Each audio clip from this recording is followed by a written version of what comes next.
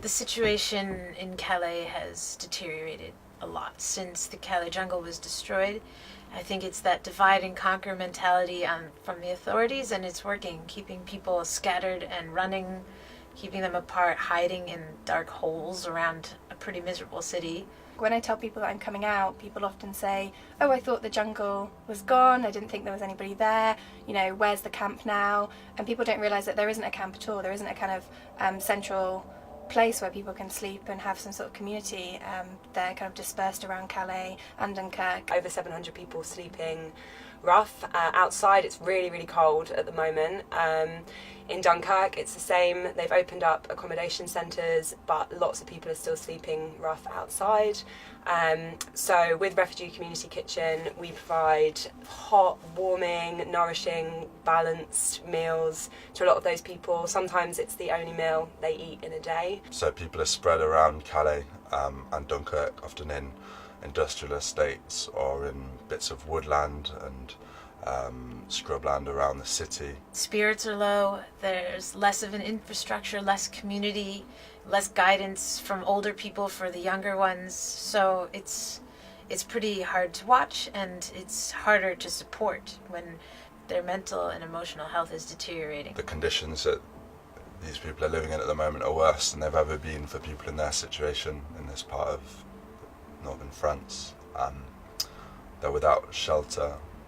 The police, the local authorities have taken on a tactic of deterrence, trying to make their lives as difficult as possible. People aren't able to put up any kind of tents or shelters with tarpaulin without them being ripped down by the CRS. 2 to 3 times a week they'll go around where the refugees are sleeping and destroy any bedding they've got or any shelter that they might have put up themselves. Blankets being taken away and confiscated or slashed and pepper sprayed.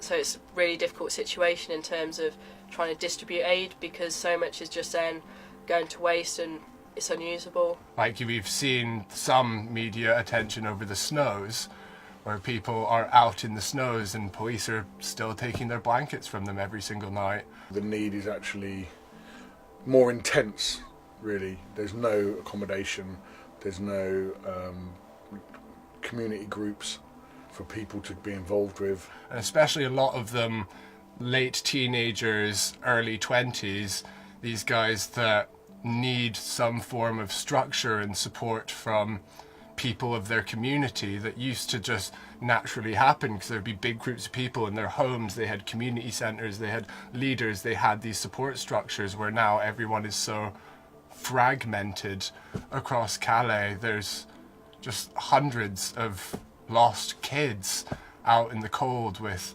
nobody there to look after them. I don't think people, especially back home in the UK, are really aware of the fact that there are still so many people sleeping rough and even worse conditions than when old jungle was here. Now when it's getting super cold, when it's going like below 0 some nights, so I would say that it's almost worse than it's ever been.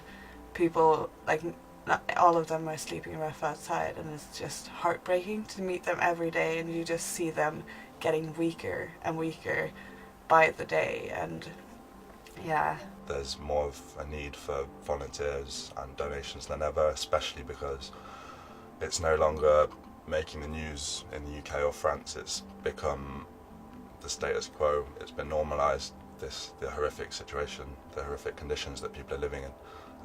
So it's really important that we keep giving it attention and we keep giving it resources.